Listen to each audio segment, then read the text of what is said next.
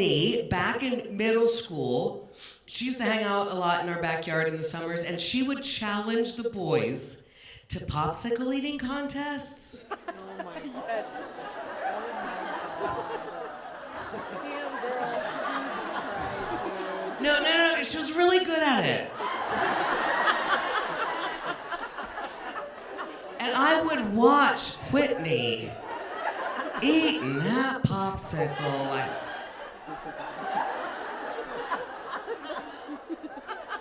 And I would watch my son watch Whitney eating that popsicle. And then I would watch Whitney watching my son watch her eat that popsicle. And wowee!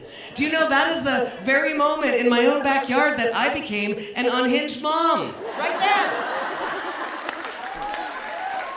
Just arbitrary rules coming at you. Like, no, we are forevermore a popsicle-free household starting right now.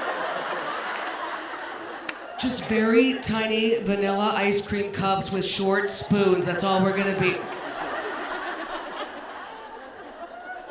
Mom, what? Why doesn't matter? I freaked out a little bit. I really did. I kind of regret it. It was a little overreaction. Because they were in middle school, my friends, and that was truly, I think it was more innocent than I thought it was. Really, I do. I believe that they didn't really fully understand what was going on there. But I felt like I did. Right? Like some of you former sluts know yourself that one of the superpowers as a parent of teenagers is you just go back into your own hormonal and delinquent brain and you think, oh, right.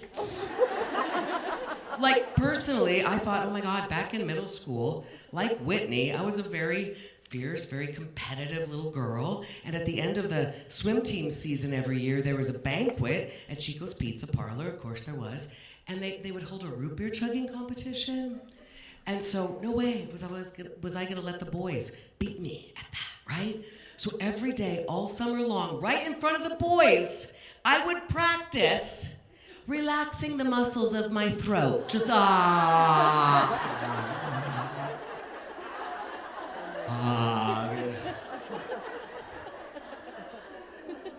a swimsuit.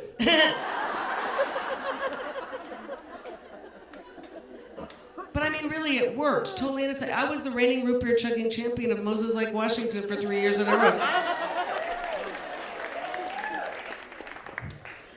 Also, those skills do come in useful later in life. But anyway, Whitney is great. Actually, we got to take Whitney out for her 18th birthday, and I got to see Whitney try lobster for the very first time.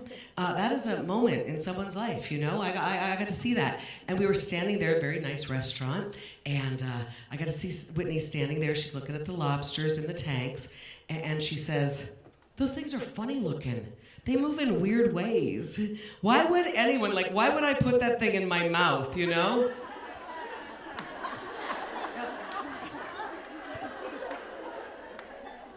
And I'm liking it so far. But then Whitney said, wait a minute, you're telling me that you just pick one of these lobsters at random and you hope there's a lot of good meat in there?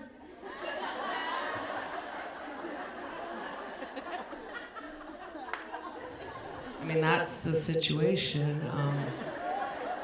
And then moms of boys, I think you'll feel me, it's a weird moment right there. You didn't expect for it, you didn't prepare for it. You're just going what is my role here? I don't think it's my job. I don't know. I know what my sons are working with, but I don't think it's probably my job to tell her that sometimes the smaller ones are the sweeter ones. I don't think that's my job.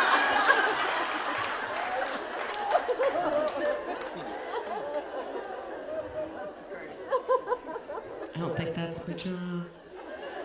And then I watched Whitney eat lobster for the very first time, and she loved it, and she sucked the butter out of it with a lot of gusto. And then she said, right at the table, she said, wow, this is delicious. Why do people save lobster for special occasions? I think I want to eat lobster every day. All right, some of you aren't getting it. Whitney plays harmonica in an indie band. Does that help you, Bend, Oregon? You get that? seen what this chick can do with her tongue, okay? Just makes me uncomfortable, you feel me, right?